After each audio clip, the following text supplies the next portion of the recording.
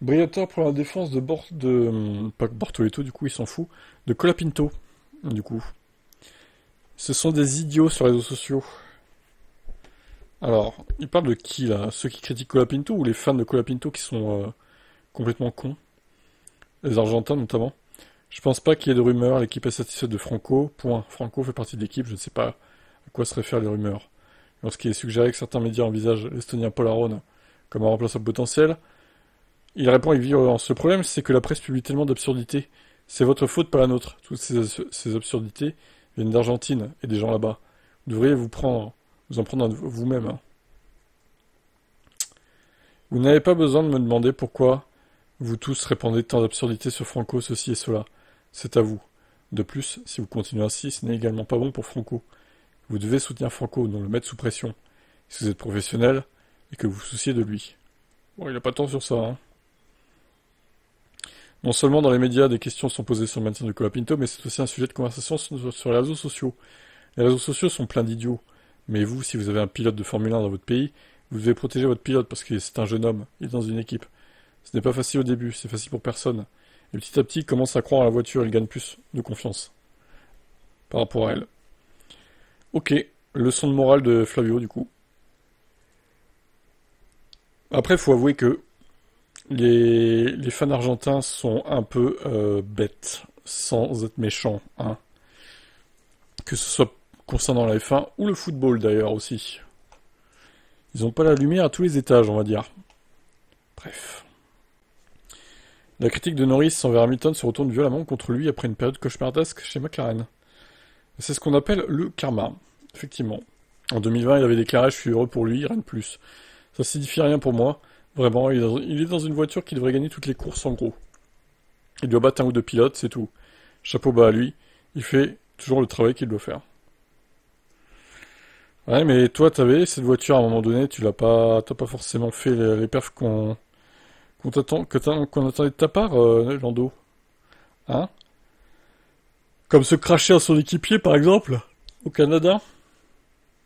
Lors de la première du film F1, Norris est invité par la journaliste canadienne Carla Gray à dire quelques mots en l'honneur d'Hamilton. Ce qu'il accomplit sur la piste, tout d'abord, c'est quelque chose dont je ne peux même pas rêver. Un championnat du monde serait cool, mais il est allé de l'avant, et il en a 7, il a plus de 100 victoires. Et oui.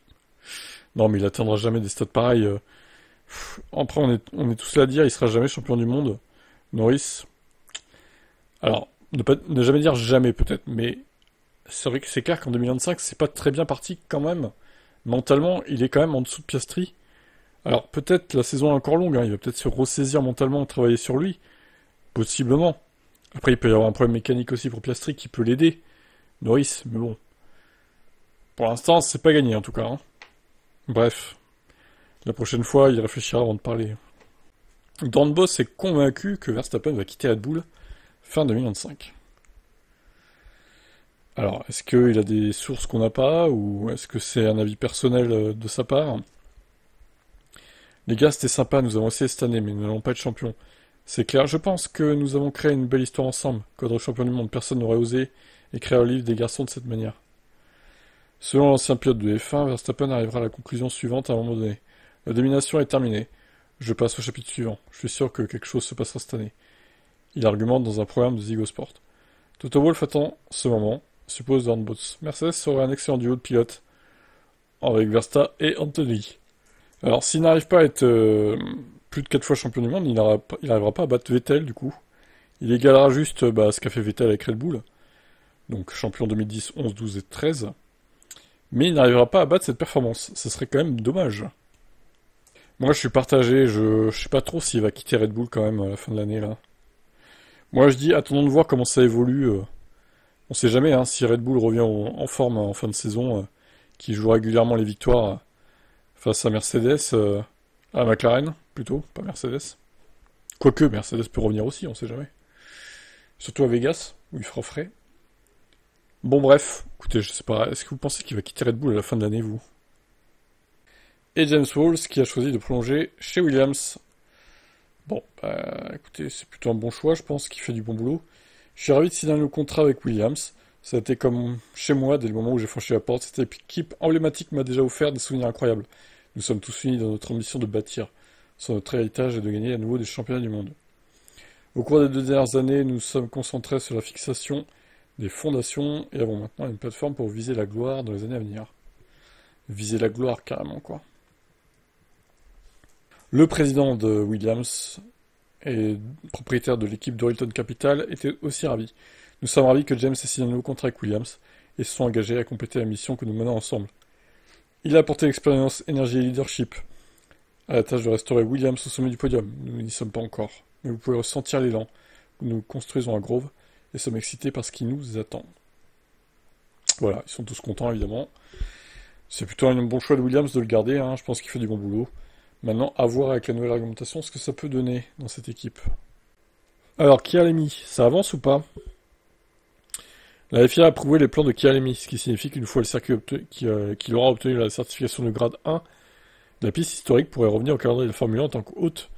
Le tracé actuel de 4522 mètres, donc 4 km 522, modernisé en 2016, détient déjà la certification de grade 2 de la FIA.